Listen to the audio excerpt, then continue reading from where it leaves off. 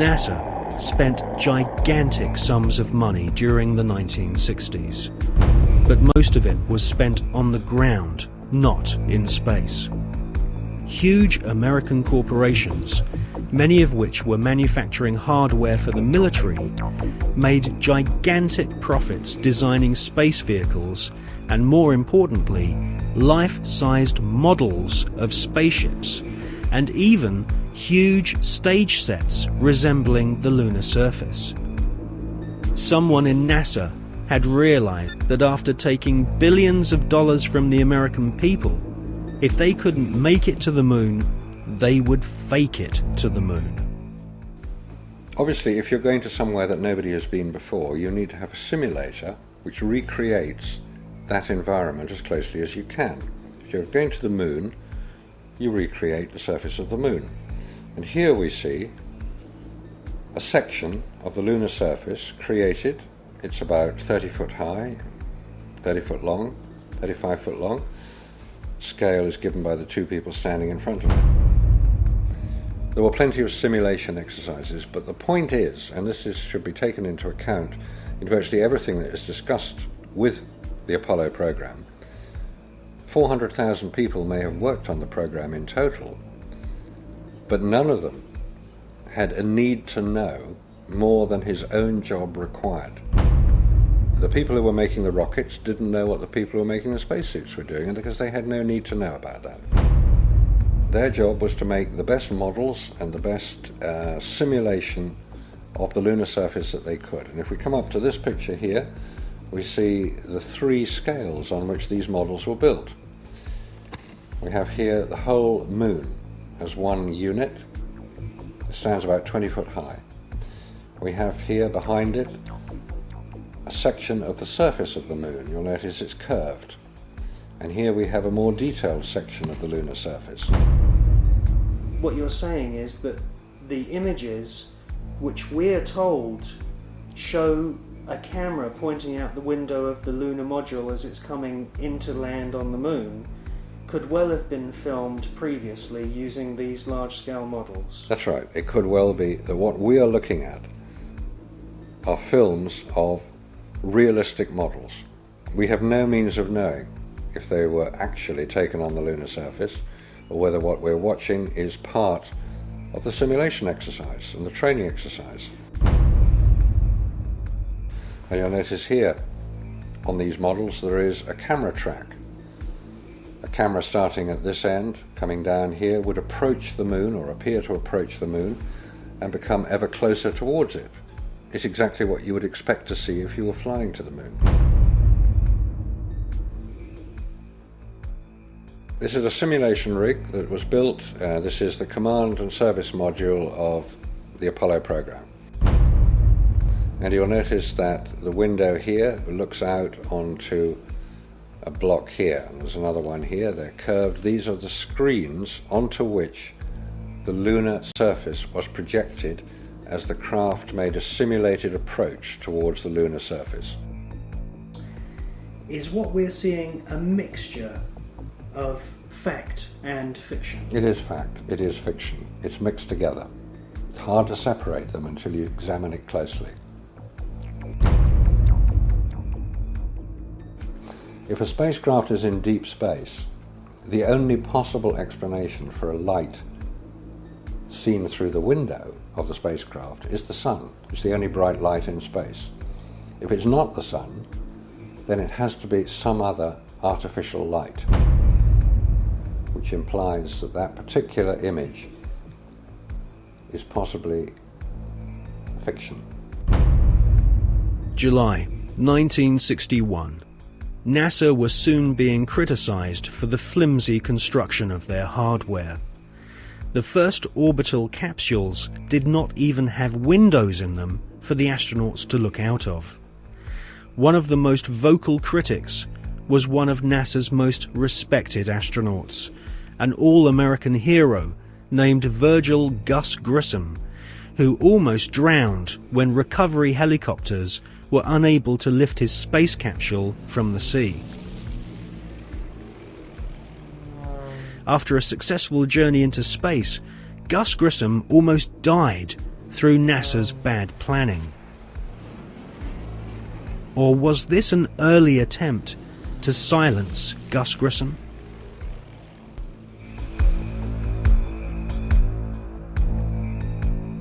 May 1963. Astronaut Gordon Cooper experiences re-entry problems in his Faith 7 rocket ship. 7, 6, 5, 4, 3, 2, 1. Roger, have a lift off and the clock is operating. Roger clock. Take my 7, base 7 on the way.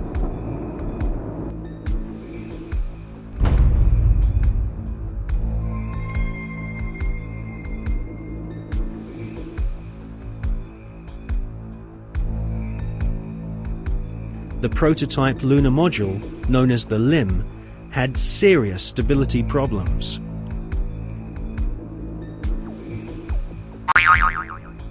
At this stage, there was no guarantee that even if NASA managed to get a spaceship orbiting the Moon, they could land safely without killing the crew.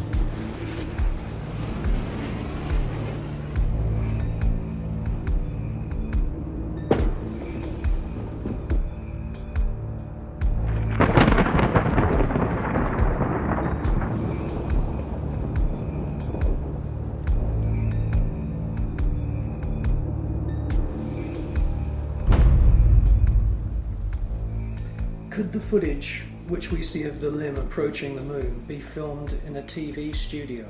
It was filmed in a TV studio. There's absolutely no doubts whatsoever about that.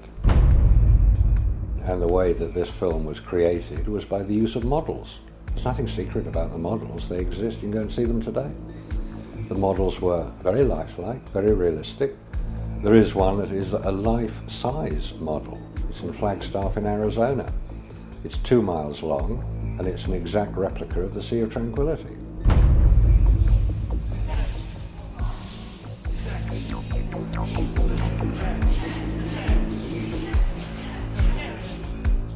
The photographs were used to create from those images the replica of the Sea of Tranquility, so that if it was flown over in a helicopter, it would appear as if it was a spacecraft approaching a similar area to land. So yes, all the scenes of the lunar surface were filmed on Earth.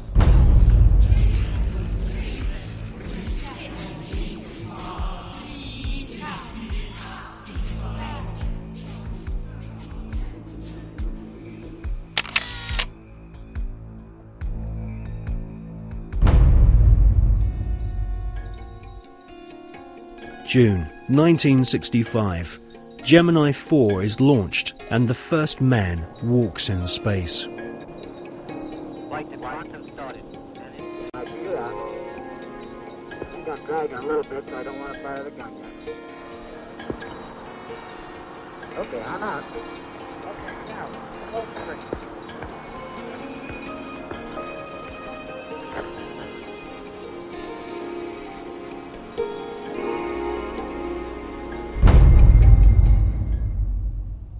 Extensive rehearsals at docking spacecraft were performed in low Earth orbit. Everything was recorded on film. This footage would later become invaluable as NASA sought to fake the success of the Apollo missions. Meanwhile, more problems occurred. On Gemini 9, the second spacewalk had to be cut short due to problems with the astronauts' oxygen supply. On Gemini 11, another attempt to walk in space was curtailed due to fatigue. Was this a sign that cosmic radiation caused nausea and fatigue?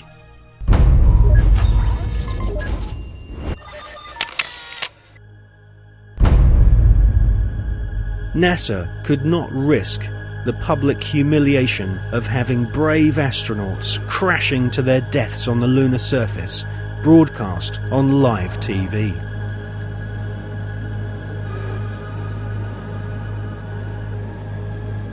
NASA's Nazis knew that a major catastrophic failure on the Moon would cause the billions of dollars of funding to be immediately cut.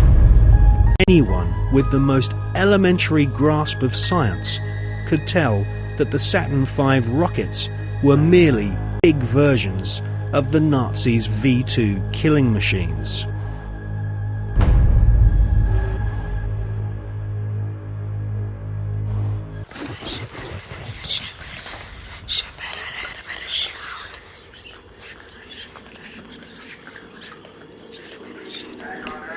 The crew of Apollo 8 has a message that we would like to send to you.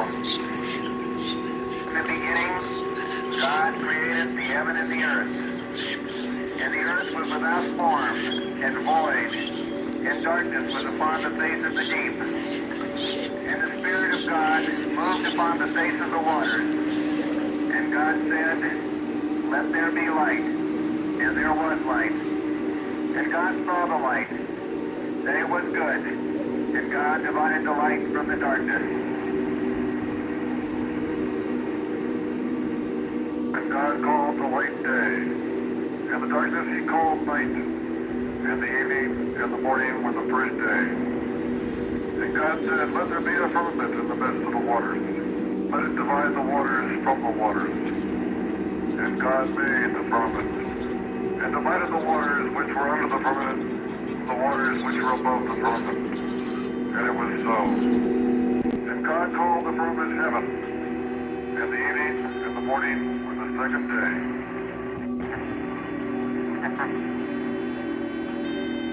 God said, "Let the waters under the heaven be gathered together into one place, and let the dry land appear." And it was so.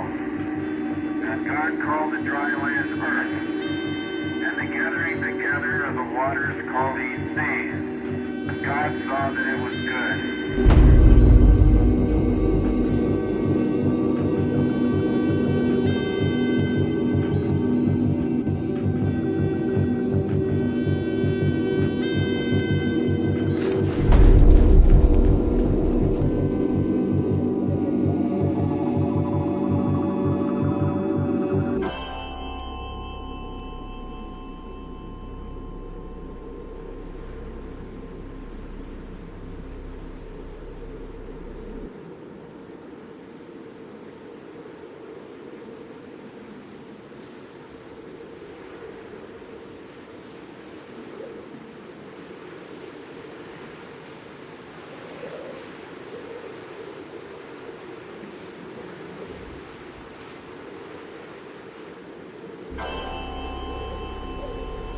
It is wrongly perceived by the mainstream media that there has never been an official report of a UFO by any NASA astronaut. This is simply not so.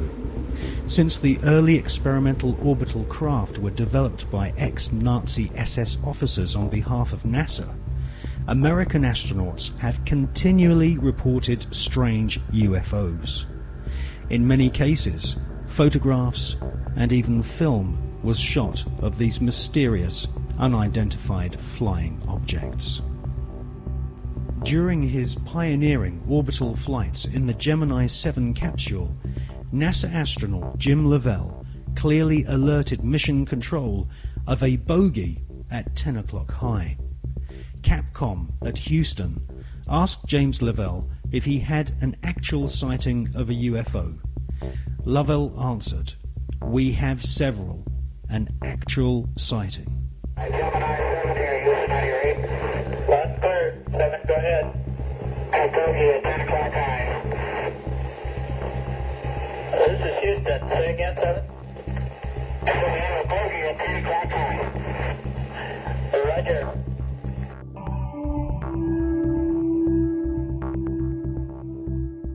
On the 4th of June 1965, astronaut James McDivitt reported seeing a cylindrical-shaped craft. Could this be one of the cigar-shaped motherships which have been filmed from the ground on many occasions, most notably in Russia and California during the 1970s?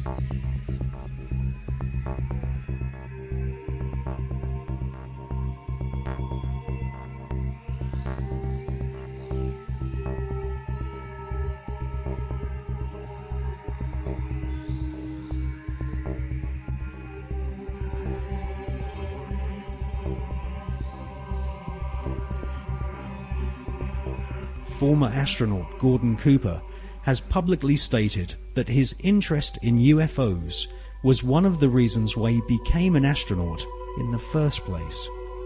In 1978, Gordon Cooper attended a meeting of the Special Political Committee at the United Nations General Assembly in order to discuss the UFO phenomenon. In a letter signed by Gordon Cooper, he said, "I believe that these extraterrestrial vehicles and their crews are visiting this planet from other planets. In 1951, I had the opportunity to observe flights of UFOs of different sizes flying in fighter formation from east to west over Europe." In a tape-recorded interview given by Cooper in 1973, he stated, "For many years I have lived with a secret, in a secrecy imposed on all specialists in astronautics. I can now reveal that every day in the USA, our radar instruments capture objects of form and composition unknown to us." I wonder, did you have anyone call you about a strange plane or airplane or something in the air? Where? It was coming down Sampson Drive. I don't know what it was. It was a flying saucer. What does it look like, ma'am? It was like almost like an iridescent color. It was like a bluish purple. I could see a red glow up in the sky. It was huge. People are serious. They're very upset. Whatever it was lit up, I mean literally, if you were underneath it, you could see it would be like daylight with red light. It changes colors from white to red to green. The sucker has not moved. We have multiple departments right now that have sightings on it. This is not a prank phone call, I swear to you. No, is it? They're sitting stationary. I got 3 of them. What do they look like? I've got 4 discernible colors. I got red, yellow, green, and blue. And the one just was like flashing. So if they're those planets those guys were talking about, then they're planets with Christmas lights on.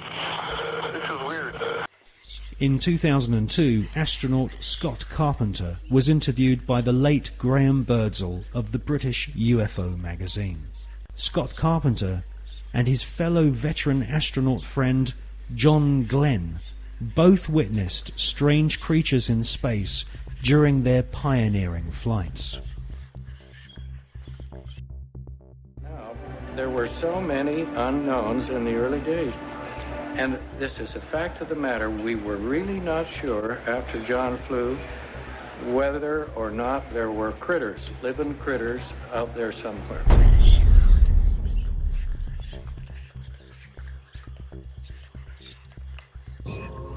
После этого, значит, у нас сотовые закрутится, мы все введем, потом начинается проверка.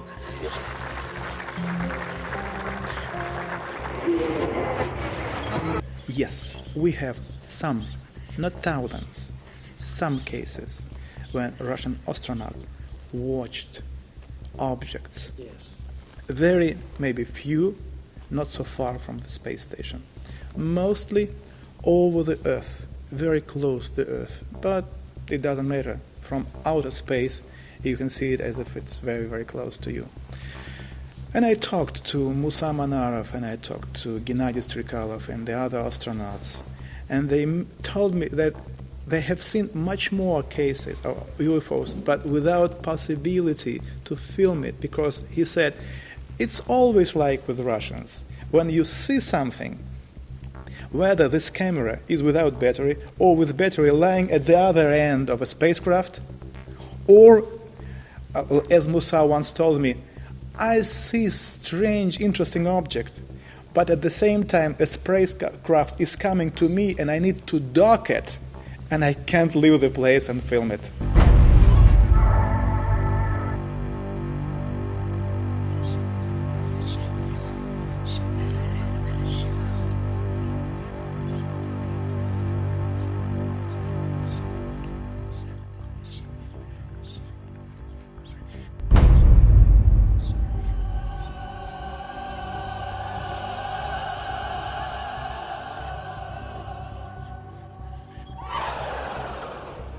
You know, we have been investigating this particular question, and we came to very interesting conclusions.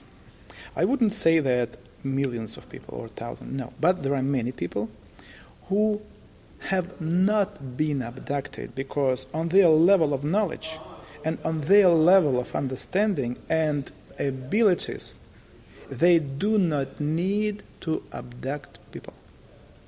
No. I will try to explain what's going on. When you say they, you're talking about the... It is, yes, it is. It is.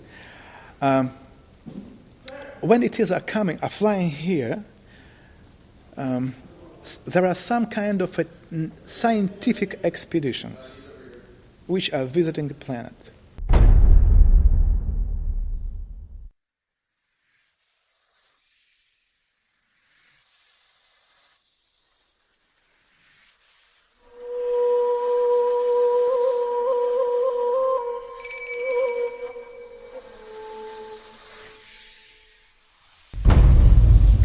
For us, it was very unusual to find out that the deepest and the most important interest for them is the God.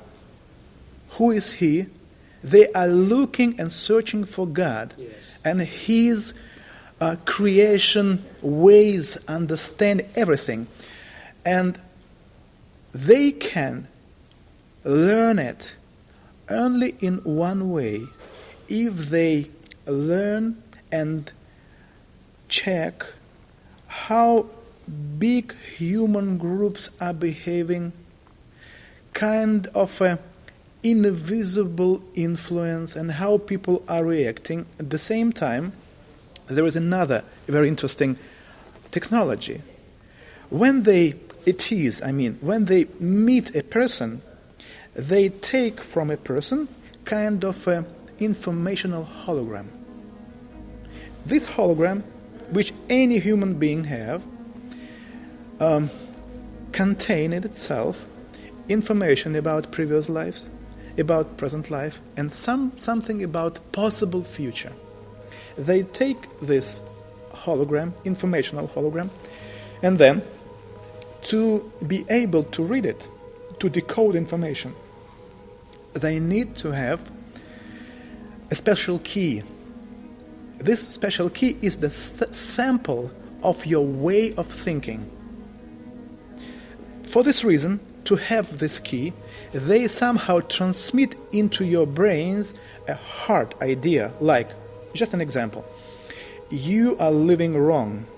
You broke our laws on this planet. This is the reason why very soon, when the sky became dark, thousands and thousands of people will die, and only few of them will stay alive. And at this particular moment, when a human being starts to analyze this information, they just read it, like they take it like from a computer. Hops, that's it. They don't need anything. They take this hologram, they take this key, and then keeping this hologram anywhere there, they can have any information about human being and what's going on with him and his surroundings.